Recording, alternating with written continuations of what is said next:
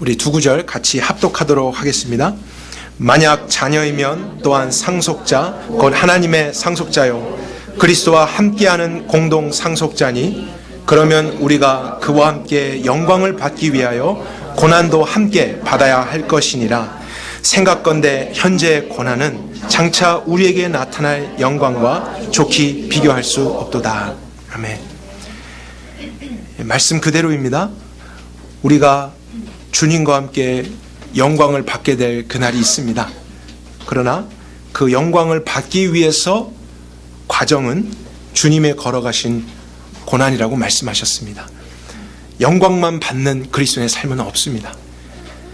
영광을 받기 위하여 고난도 함께 받아야 하는 것이죠. 그러나 현재 이 고난은 장차 나타날 영광과 비교할 수 없도다. 이것이 우리 그리스도인의 신비가 아닐 수 없습니다. 그래서 지난주 말씀드린 대로 오늘은 그리스도인의 고난이라는 주제로 여러분과 말씀을 나눌 것입니다. 그러나 다시 말씀드리는 것은 우리의 관심이 고난 자체는 아니라는 것이죠. 우리가 고난을 생각하는 이유는 그리스도 때문입니다. 예수님 때문입니다. 그분이 우리의 관심입니다. 근데 그분을 따라가려고 하다 보니까 그분의 가신 고난의 길이 보인 것이고 또 그 십자가의 좁은 길을 우리도 걸어갈 수밖에 없다는 것을 알기 때문에 이제 고난을 생각해야 하는 것이죠. 그리고 예수님이 고난의 길을 통해서 영광스러워지신 것을 우리도 생각하며 이 길 끝에 영광에까지 이르게 된다는 것도 우리 그리스도인들은 꼭 믿어야 됩니다. 그래서 그리스도인들이 이 세상을 사는 동안에 고난을 피할 수 없다면요, 지혜로운 것은 그 고난을 잘 이해하는 것이겠죠. 성경적으로 이해하는 것, 그리고 그것을 받아들이는 것이 필요할 것입니다. 어려워만 하지 말고 힘들어만 하지 말고 고난이 있을 수밖에 없다면 그것을 성경적으로 바르게 생각하고 경험하는 것이죠. 왜냐하면 알고 경험하는 것하고요, 모르고 그냥 당하는 것은 큰 차이가 있을 수 있습니다. 우리에게 말씀을 통해 알게 해주신 만큼은 우리가 아는 것이 유익합니다. 그래서 구약과 신약에 있는 말씀을 통해서요, 특별히 고난의 이유에 대해 5가지를 여러분과 오늘 나눌 것입니다. 그러나 이 5가지 중에는 죄 때문에 받게 되는 징계로서의 고난은 제외시켰습니다. 왜냐하면 그것은 또 다른 종류를 갖고 있기 때문에요. 그것을 제외한 나머지 5가지 성경에서 이야기하고 있는, 가르치는 그리스도인이 고난을 받게 되는 이유가 무엇인가, 그것을 우리가 한번 살펴보도록 합시다. 첫 번째, 그리스도인이 고난을 받게 되는 이유는 세상의 왕인 사단의 공격이 있기 때문입니다. 하나님 나라에 속한 사람들, 그들은 예수님을 그리스도로, 예수님을 왕으로 따르게 되는 백성이죠. 그러나 사단은 그 존재 자체가 하나님을 대적하고 하나님의 나라를 무너뜨리려고 하는 자입니다. 그렇기 때문에 하나님께 속했고 하나님을 권위자로 왕으로 따르려고 하는 사람들도 사단에게는 적이 될 수밖에 없습니다. 공격의 대상이 되는 것이죠. 하지만 우리 모든 인간은 예수님을 믿기 전에는 죄 가운데 있었고 사단에게 속한 자들이었습니다. 그와 한편이었습니다. 그의 통치 안에 있었던 어둠 가운데 속했던 죄인들이었죠. 그랬을 때에는 사실 우리에게 사단이 주는 고난은 없었을 것입니다. 왜냐하면 그의 말을 듣고 그와 함께하는 그의 편이기 때문에요. 에베소서 2장 1절과 2절, 우리 프린트물에 있는 그 말씀 같이 한번 읽어보도록 하겠습니다. 그는 허물과 죄로 죽었던 너희를 살리셨도다. 그때 너희는 그 가운데서 행하여 이 세상 풍조를 따르고 공중의 권세 잡은 자를 따랐으니 곧 지금 불순종의 아들들 가운데서. 이전에 우리는 공중의 권세를 잡은 자를 따랐던 것이죠. 그리스도를 따르지 않았습니다. 세상의 권위를 가진 세상의 왕, 사단의 통치 안에 있었고 세상의 풍조를 따르던 죄인들이었습니다. 소속이 원래 사단에게 있었던 자들이죠. 그러나 하나님께서 예수님을 통해서 우리에게 이루신 구원은 그 사단의 통치에서 우리를 빼내주신 것입니다. 그의 권위에서 우리를 해방시키고 새로운 나라, 예수님을 통해서 그분을 왕으로 따르게 되는 그 나라 안으로 옮기신 것입니다. 빛의 나라죠. 아들의 나라입니다. 그래서 우리의 더러운 옷을 벗기시고 새 옷을 입혀주시고 우리에게 새로운 정체성과 신분을 주신 것입니다. 그렇게 됐을 때 당연하게 나타나는 것은 이전 주인이 우리를 미워하는 것입니다. 그에게는 우리가 배신한 것이죠. 그의 적이 되어버린 것입니다. 우리 골로새서 1장 13절 14절 함께 읽겠습니다. 그가 우리를 흑암의 권세에서 건져내사 그의 사랑하는 나라로 옮기셨으니 그 아들 안에서 우리가 속량 그 죄사함을 흑암의 권세, 사단의 권세에서 건져내셔서 예수 그리스도가 통치하는 아들의 나라로 옮겨진 것, 소속이 바뀐 것입니다. 왕이 바뀐 사람들입니다. 그래서 사단은 그런 그리스도인들, 하나님 나라의 백성을 공격할 대상으로 여기고 있죠. 그것이 그리스도인들이 고난을 받게 되는 이유 중에 하나입니다. 베드로전서 5장 8절에서 9절 함께 하겠습니다. 근신하라, 깨어라, 너희 대적 마귀가 우는 사자같이 두루다니며 삼킬 자를 찾나니 너희는 믿음을 굳건하게 하고 그를 대적하라. 이는 세상에 있는 너희 형제들도 동일한 고난을 당하는 줄 알리라. 정확하게 마귀를 우리의 대적이라고 했습니다. 하나님의 대적이 곧 우리의 대적이 된 것입니다. 세상을 다니면서 삼킬 자를, 공격할 자를 찾는 것. 그럴 때에 우리는 그런 고난을 이상하게 여기지 말고 성경이 뭐라고 말합니까? 믿음을 굳게 해서 대적하는 것입니다. 그 이유를 이제 알기 때문에 나는 그리스도가 왕이시고 그분의 통치 아래에 있기 때문에 이런 공격이 있을 수 있구나. 그것을 알면서 당하지만 말고 우리가 사단을 대적하고 그런 영적인 전쟁을 바르게 싸우는 것이죠. 그리고 특별한 사람들만 고난을 당하는 것이 아니라 세상에 있는 모든 형제들은 동일한 고난을 받는 것입니다. 그리스도인이기 때문입니다. 우리가 하나님께 속했기 때문입니다. 두 번째, 그리스도인이 고난을 받게 되는 이유는 죄의 원리가 지배하는 세상 안에 살고 있기 때문입니다. 이 세상은 여전히 죄가 지배적이죠.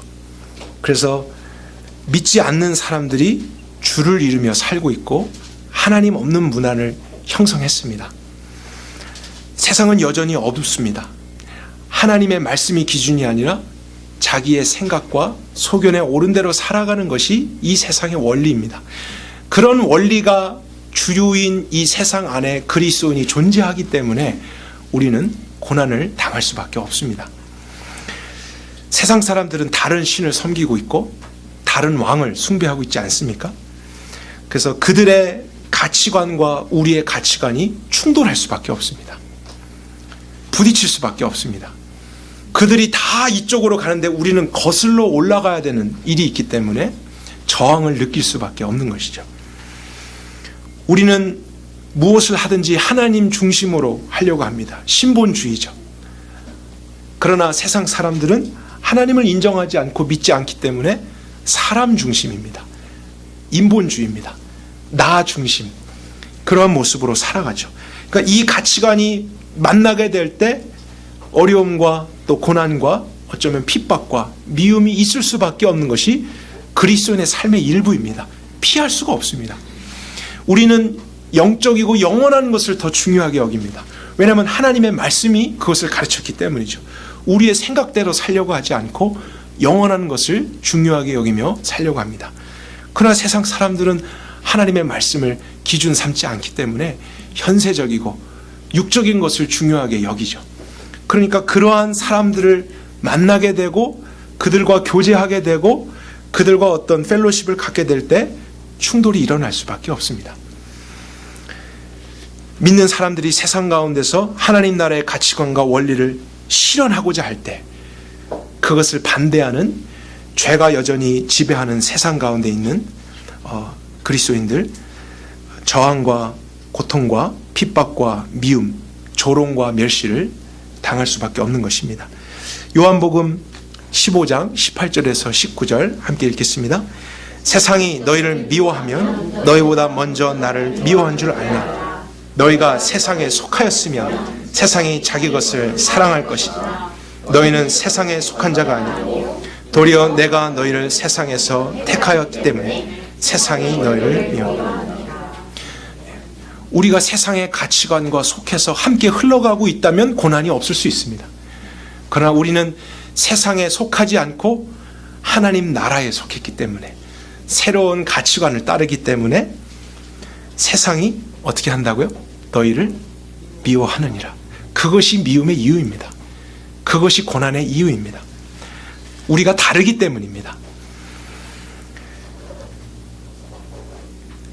세상의 정부와 경제와 사회와 교육과 문화, 예술, 스포츠 모든 것에서 죄의 원리, 육신의 원리가 지배하고 있기 때문에 그곳을 살아가고 있는 그리스도인들은 부딪힐 수밖에 없습니다. 우리가 성경의 가르침을 따라서 결혼과 가정을 지키려고 해도요, 우리는 그것을 당연하게 여기죠. 그러나 그렇지 않은 사람들이 더 많은 것이 세상이라는 것입니다. 그럴 때 거센 반발이 일어나는 것이죠. 우리는 일터에서 말씀에 따라서 정직하게 살려고 하지만 세상에서는 그 원리를 중요하게 여기지 않을 수 있습니다. 그럴 때 우리를 따돌림시키기도 하고, 우리는 겸손하고 성실하게 일하려고 하는데 오히려 이용을 당할 수 있는 것이 바로 세상 가운데서 고난을 받는 그리스도인의 이유입니다. 예전에 2013년 1월에 미국에 충격적인 일이 있었습니다.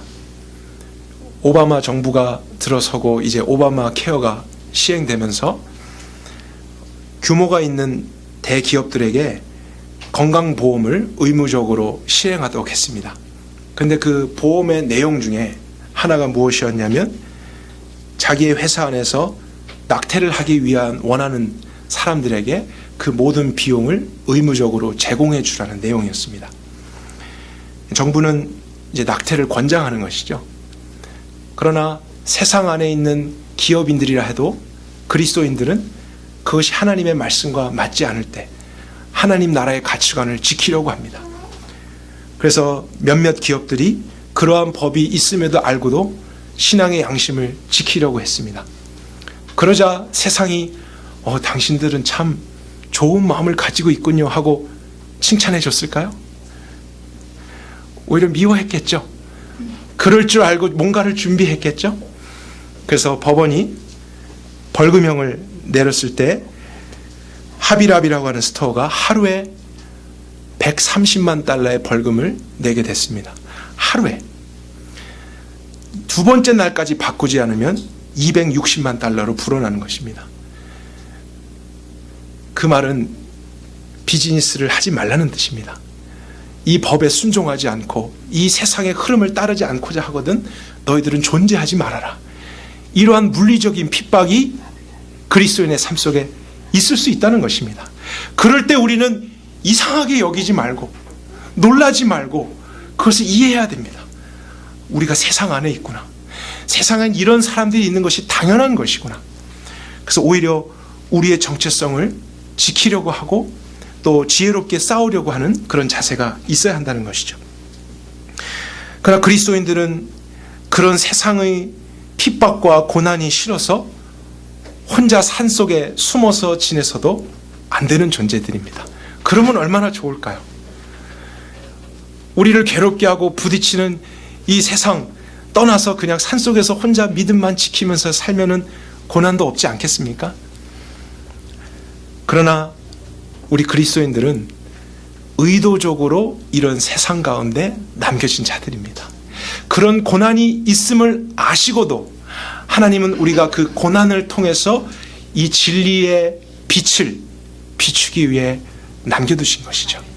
그래야만 어두운 세상이 빛을 보게 되기 때문입니다. 그렇지 않고 그들만 존재하면은 그들은 소망이 없습니다. 어두운 채로 계속 지내다가 하나님의 심판을 받게 될 뿐이죠.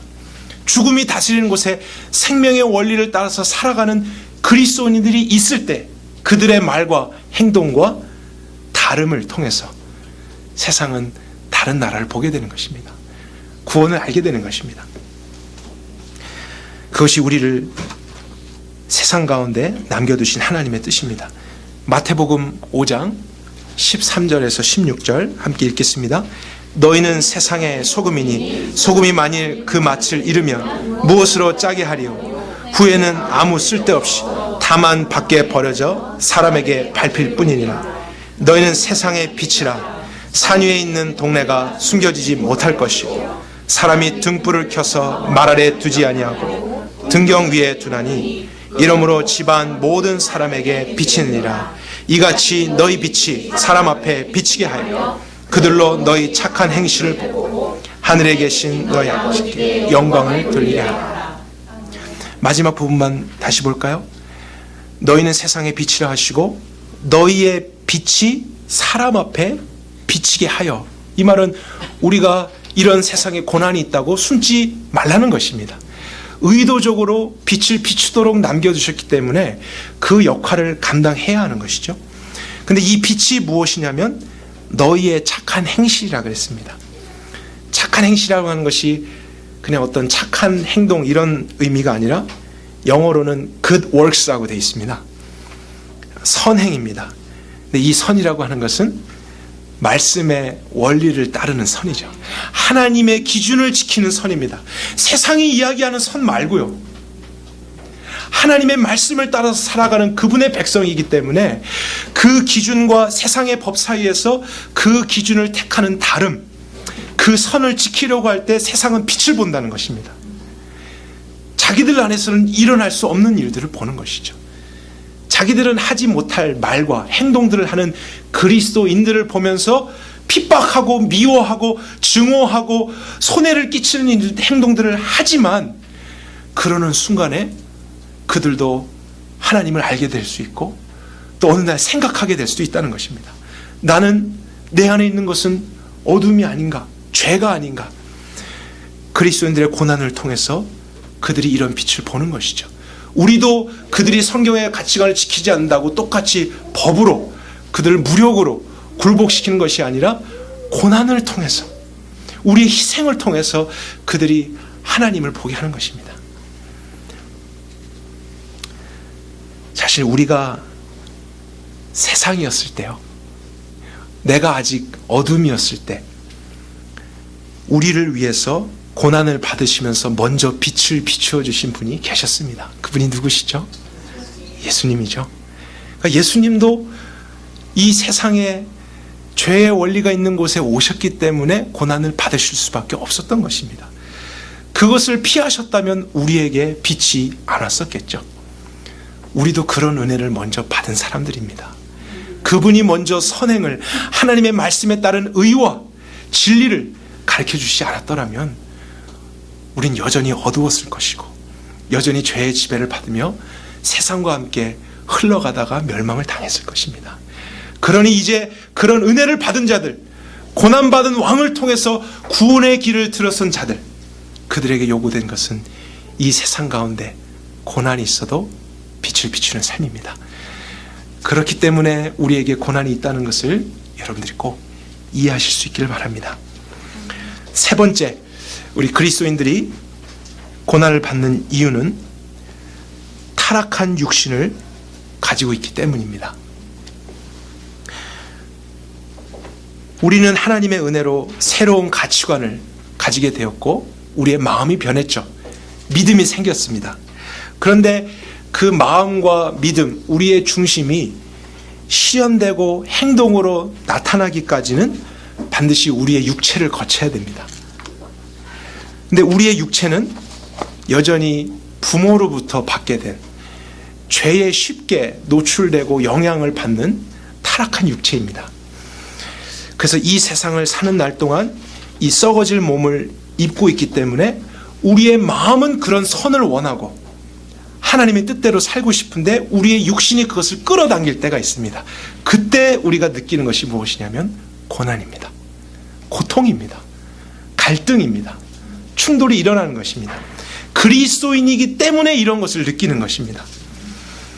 그래서 우리 육신은 노력하지 않아도요, 저절로 두려워하고 염려하고 걱정하고 나태해지고 육신의 즐거움을 따르게 되어 있습니다.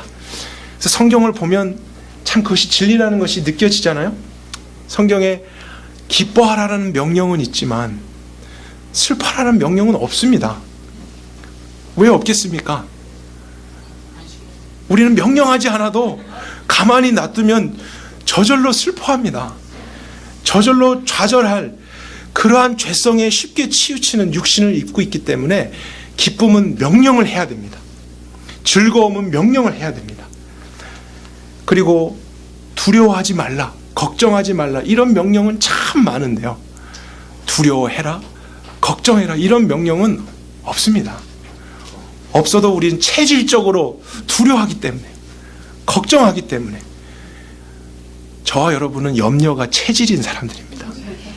그것을 이해하셔야 돼요. 그래야 그리스도인의 고난이 이해가 됩니다. 우리의 몸은 정상이 아니라고요. 여러분, 정상인 것 같아도 우리의 몸은 영적인 관점으로 봤을 때 정상이 아닙니다.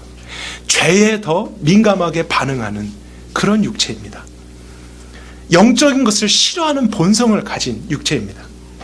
기도를 하는 것보다요, 안 하는 것을 더 편안하게 생각하는 육체고요, 말씀을 듣고 순종하는 것보다는 그렇게 하지 않는 것을 더 편하게 생각하는 육체입니다. 하나님의 뜻대로 하려고 하는 것보다 그렇지 않으려고 하는 것이 더 익숙한 것이 우리의 타락한 육체입니다. 그래서 이런 육신과 싸워야 되는 고난이 그리스도인들에게 있습니다. 아멘이십니까? 사실 이런 부분에서 우리가 아멘이 잘 안 되는 것이죠. 이런 고난이 정말 있는데도. 그래서 적이 사단과 세상, 사람들 외부에만 있는 것이 아니고 어디에도 있는 것입니까? 나에게도 있는 거예요. 내부적으로도 적이 있는 거예요. 내 마음은 정말 하나님의 뜻대로 살고 싶고 하나님의 나라를 실현하고 싶은데 우리의 육체는 계속해서 죄성으로 우리를 유혹하고 나태하게 하고 방해하고 갈등을 일으키는 것이죠. 고난입니다. 우리 로마서 7장 18절부터 그 말씀을 찾아볼 텐데, 우리 이거는 성경을 같이 찾아보도록 할까요? 성경책 로마서 7장 18절부터 보겠습니다.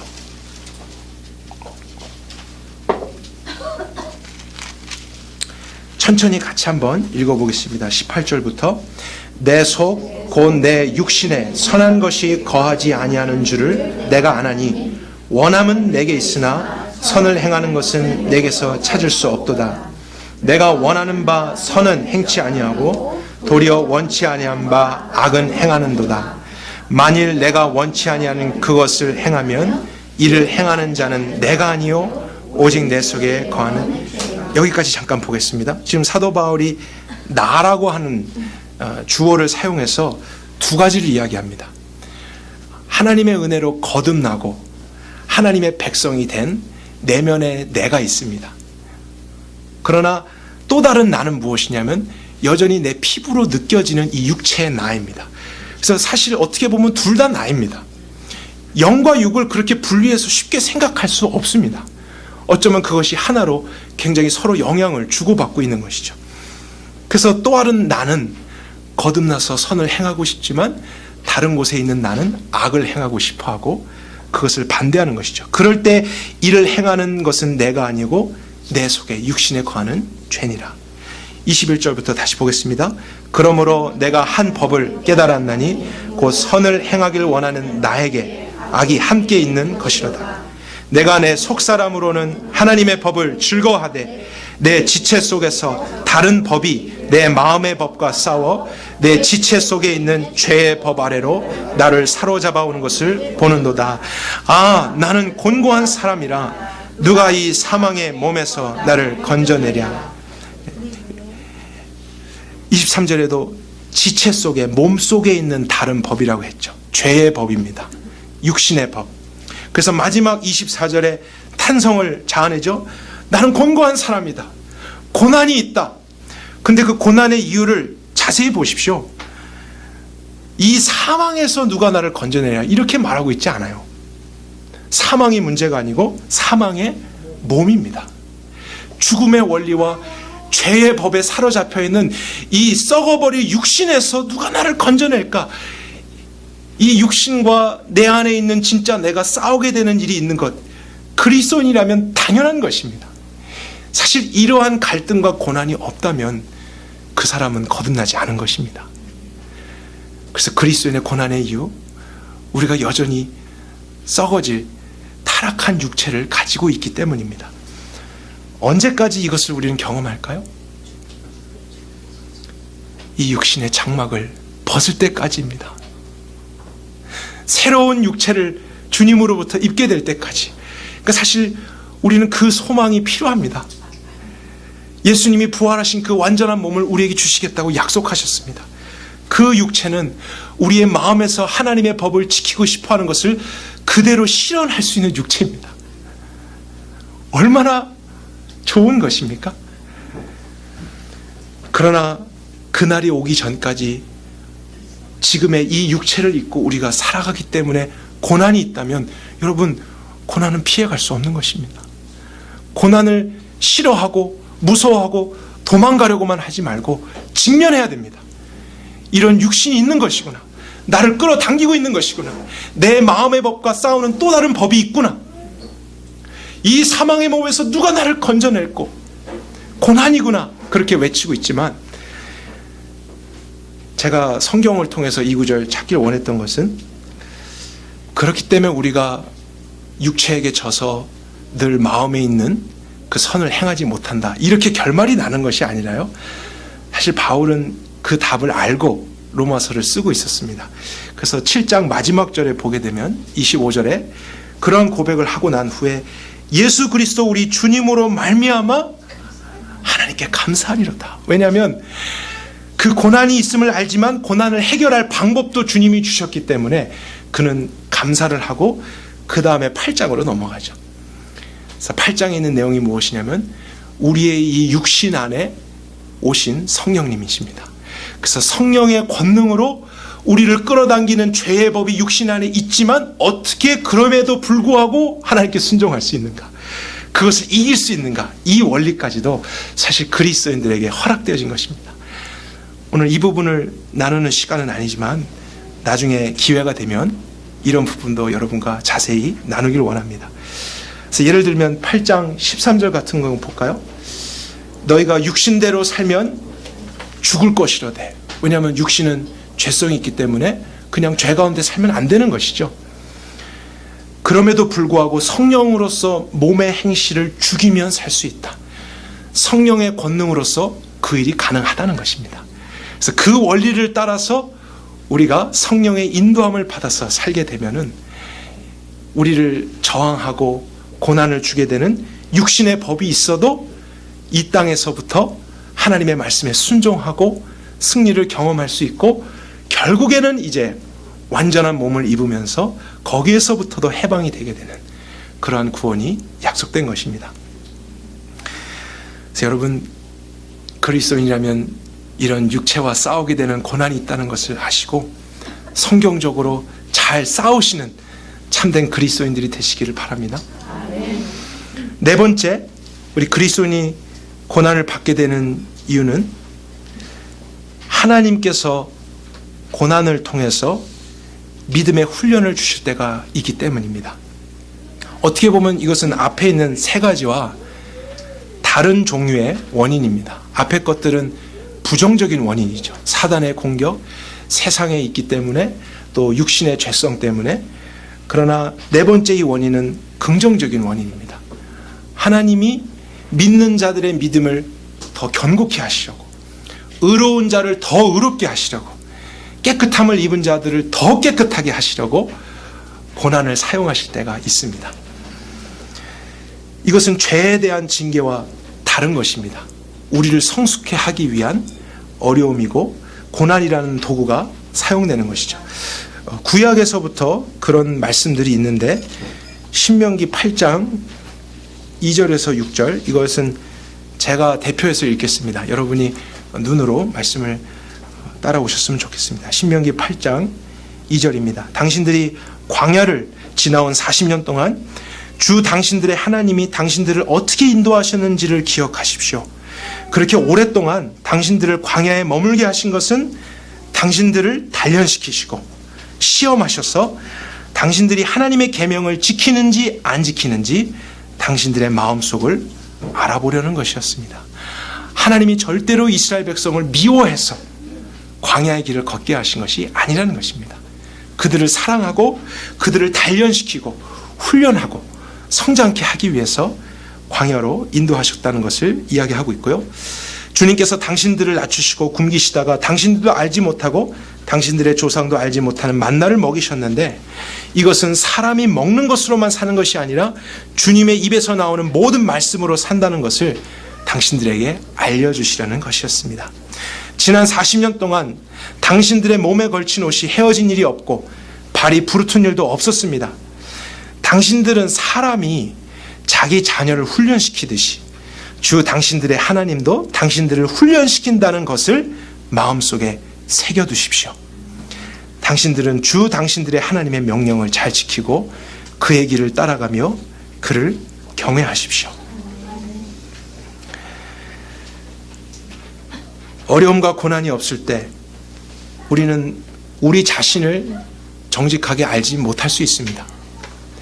특별히 영적인 것은 더욱 그러합니다.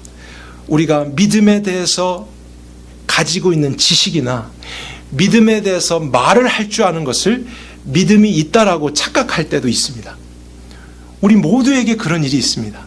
그러나 그것이 언제 밝혀지게 되냐면요, 평안할 때가 아니라 어려움이 왔을 때, 고난이 왔을 때, 시험이 왔을 때 드러나게 됩니다.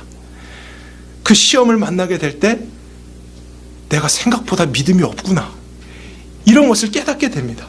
고난이 없다면 그런 나를 보지 못할 때가 있습니다. 회개했던 사람인데도 내 안에 여전히 이런 것이 남아 있었구나. 고난을 통해서 더 깨끗해지는 회개를 할 수도 있고요. 이미 믿은 사람임에도 불구하고 고난을 통해서 더 주님을 이렇게까지 믿어야 되는구나, 그것을 발견하는 일도 있을 수 있습니다. 하나님은 그것을 사랑하기 때문에 주신다는 거예요. 근데 우리 신명기서에도 나와 있잖아요. 사람이 자기 자녀를 훈련시킬 때도 고난을 사용할 때가 있다는 것입니다. 우리 모두가 경험하지 않았습니까? 우리 자녀들에게 뭔가를 주고 싶고 인생을 먼저 살아본 자로서 이때는 이런 것 정도는 해야 되는데 자녀가 그것을 하기 싫어하고 못하고 있을 때 우리는 그냥 내버려 두겠습니까? 누구라면 내버려 둘까요? 내 아이가 아니고 옆집 아이라면 내버려 둘 거예요. 왜냐면 내가 그런 권위가 없기 때문입니다. 남의 아이인데 내 마음대로 훈계하고 지도했다가는 큰일 날 수 있잖아요. 그러나 정말 하나님이 창조주실 뿐만 아니고 아버지시라면, 우리를 사랑하신다면 때로는 고난을 통해서 우리를 성장케 하시고 깨닫게 하시고 훈련시키셔서 더 온전한 자로 이끄시게 되는 일이 있다는 것입니다. 우리 시편 119편 71절 함께 읽도록 하겠습니다. 고난을 당한 것이 내게 유익이라, 이로 말미암아 내가 주의 율례들을 배우게 되었나요. 고난을 당한 것이 우리에게 유익일 수 있습니다. 이것에도 아멘을 하실 수 있어야 됩니다. 꼭 좋고 편안한 것만이 유익이 아닐 수 있습니다. 그리스도인이기 때문에 그렇습니다. 하나님이 아버지시기 때문에 그렇습니다. 하나님이 아버지가 아니라면 그런 고난은, 그런 유형의 고난은 없을 수 있습니다. 하나님은 내버려 두실 수 있는 것이죠. 그러나 이 시편 시인도 뭐라고 이야기합니까? 이 고난을 통해서 내가 주님의 말씀을 배우게 되었나이다. 그는 이미 지식으로 말씀을 아는 사람입니다. 어쩌면 그것을 가르칠 수도 있는 사람인지 모르겠습니다. 그러나 그가 정말로 내가 배우게 되었다, 깨닫게 되었다는 시점은 어느 것이었냐면 고난을 통해서였습니다. 삶의 부딪힘을 통해서, 깨어짐을 통해서, 갈등을 통해서 내가 정말로 말씀을 이제 이해하게 되었어. 정말로 이제 믿게 됐어.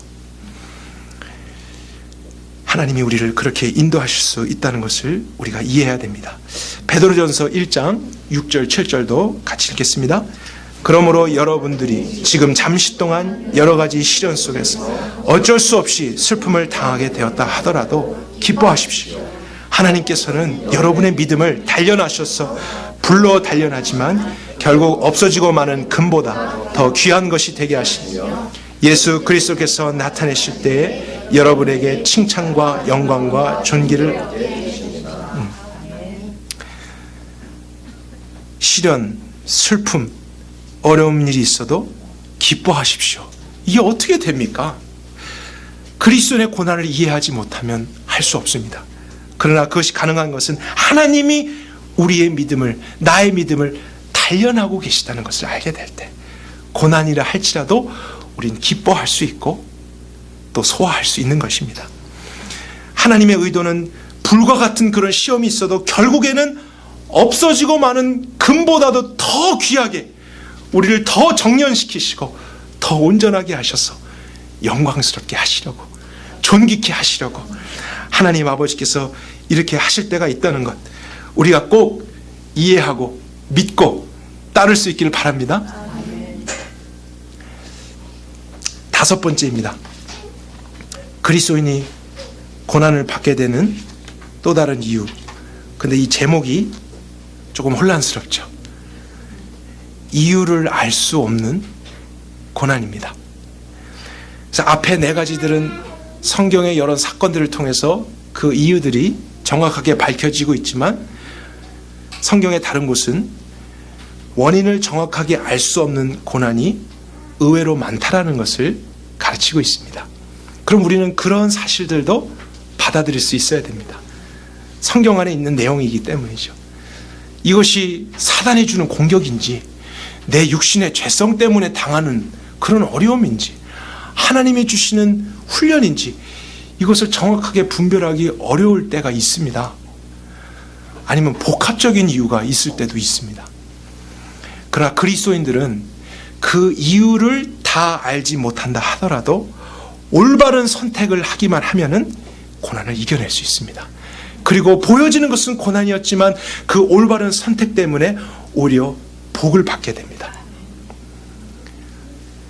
그래서 왜라고 하는 원인을 알려고 하는 것보다 고난 중에서 어떤 선택을 할 것인가, 이것이 중요하다는 것은 성경이 가르치고 있습니다.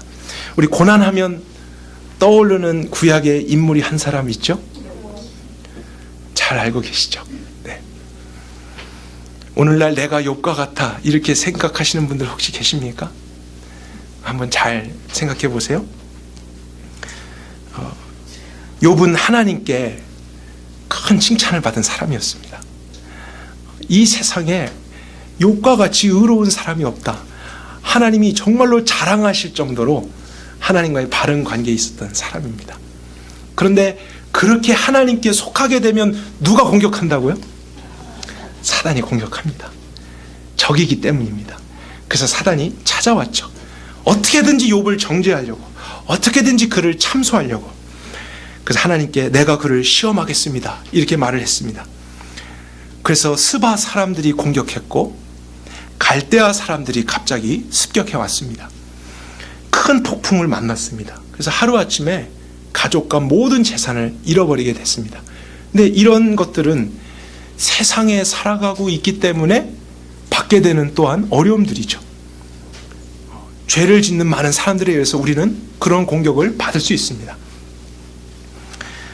또 한 가지, 이 모든 것의 궁극적인 원인에서 하나님이 허락하셨기 때문에 욥이 이 고난을 받게 되었습니다. 그럼 여러분 생각해 보세요. 욥이 받은 고난의 이유는 정확하게 무엇 때문입니까? 하나님의 훈련입니까? 사단의 공격입니까? 세상에서 살고 있기 때문입니까? 연약한 육체를 가지고 있기 때문입니까? 정확하게 우리가 이유 알 수 있습니까? 사람으로서 분별할 수 있습니까? 복합적인 이유가 있습니다. 그것이 욥이 만난 고난이었습니다. 그래서 욥기를 보게 되면요, 마지막에 좋은 결말로 이어지잖아요. 그런데 하나님이 마지막까지 고난의 이유를 알려주시지 않았습니다. 욥이 왜 그렇게 고난을 받게 된지 그 시작을 독자들은 다 알고 있어요. 기록이 있으니까요. 사단이 찾아왔었고 하나님이 그렇게 이야기를 하다가 허락하셨었고 그런 일들이 갑자기 나타났다는 것 우리는 알고 있지만 마지막까지 그 전체적인 이유를 알지 못하는 한 사람은 욥이었습니다. 하나님이 그것을 알게 하지 않으셨습니다. 때로는 우리 인생이 이유를 다 알 수 없는 고난을 만날 수 있다는 것을 욥을 통해서 보여주신 것입니다. 그런데 그 이유를 끝까지 찾아내려고 했던 사람들이 있었어요. 누군지 아세요? 욥을 찾아왔던 친구들입니다. 그래서 친구들은 야, 너가 그런 죄가 있어서 그래. 이런 문제 때문이야. 하나님이 지금 너를 이런 문제에 다루고 계셔. 그들은 자신들의 지식 안에서 그 원인을 다 분석하고 찾아서 욥을 가르치려고 했지만 잘 들으십시오. 욥의 친구들의 조언은 욥에게 전혀 도움이 되지 않습니다. 그것도 우리가 배워야 될 신앙의 자세입니다. 고난을 받는 다른 형제 자매들을 보면서 나도 그렇게 어려워봤어. 나도 그렇다가 이런 일 해봤어. 여러분, 이런 말들 우리가 쉽게 해서 안 됩니다. 사실 우리는 그 사람의 인생 다 이해할 수 없습니다. 그가 지금 느끼고 있는 고난 우리가 다 덜어줄 수 없습니다. 우리가 알고 있는 이유 때문이 아닐 수도 있습니다. 그러니까 우리는 그러한 고난이 있다는 것을 알면서 서로를 볼 때는 위로해 줘야 됩니다. 아무 말 하지 않고 손을 한 번만 잡아주는 것도 그리스도인을 세우는 일이 될 수 있습니다. 우리는 그러나 늘 가르치려고 하죠. 나의 경험에 의해서 바꾸려고 합니다. 그러나 그리스도의 삶에 이유를 알 수 없는 또 복합적인 이유의 고난이 있다는 것을 알게 될 때 때로는 우리는 잠잠해야 됩니다. 서로를 위해서 기도해 주는 것이 필요합니다. 하나님이 이 형제와 자매의 삶 속에 하나님의 뜻을 이루어 주십시오. 같이 애통해하며 그 고난의 길을 걸어줄 그런 친구들이 필요하죠. 그것을 분석해서 나 기준으로 조언해주고 가르쳐주려는 친구, 오히려 그 친구는 그리스도의 마음을 더 아프게 할 때가 있습니다. 근데 이런 이유를 알지 못하는 고난을 만났을 때요, 두 가지의 선택이 있습니다. 하나는 그 고난 때문에 믿음을 버리는 것입니다. 하나님을 버리는 것이죠. 근데 욥의 아내가 이제 이런 선택을 했습니다. 욥기 2장 9절 같이 한번 읽어보겠습니다. 그의 아내가 그에게 이르되 당신이 그래도 자기의 온전함을 굳게 지키느냐? 하나님을 욕하고 죽으라. 이런 어려움과 혼란과 고뇌가 왔을 때, 이해할 수 없을 때 아내가 줄 수 있는 조언은 그냥 하나님을 버리라입니다. 그러나 그런 선택은 결국엔 저주를 가져올 수밖에 없습니다. 고난이 그런 선택과 그런 믿음 때문에 저주가 된다면 다른 선택도 있습니다. 이유는 다 알 수 없어도, 왜라는 것을 우리가 알지는 못해도 그 고난 중에 어떠한 선택을 하느냐, 우리가 그것은 할 수 있잖아요. 어떻게 반응하겠는가? 좌절하겠는가? 불신하겠는가? 버리겠는가? 아니면 하나님만을 더 의지하겠는가? 기다리겠는가? 욥이 어떤 선택을 했는지 한번 살펴보겠습니다. 23장 8절부터 10절 함께 읽을까요? 그런데 내가 앞으로 가고 그가 아니 계시고 뒤로 가도 보이지 아니하니 그가 왼쪽에서 일하시나 내가 만날 수 없고 그가 오른쪽으로 돌이키시나 배울 수 없구나. 그러나 내가 가는 길을 그가 아시나니 그가 나를 단련하신 후에는 내가 순금같이 되어 나오리라. 앞으로 가도 옆으로 가도 어디를 가도 다 막힌 것 같습니다. 이유를 잘 모르겠습니다. 그러나 욥은 어떤 선택을 했냐면 하나님이 나의 가는 길을 아신다. 하나님을 선택한 것이죠. 이유를 다 알 수 없고 과거를 바꿀 수 없어도 그가 나를 단련하신 후에는 나는 정금같이 나오리라. 이것이 하나님이 주는 시험이었는지 그는 다 알 수 없습니다. 그러나 하나님이 주는 시험일 수 있어.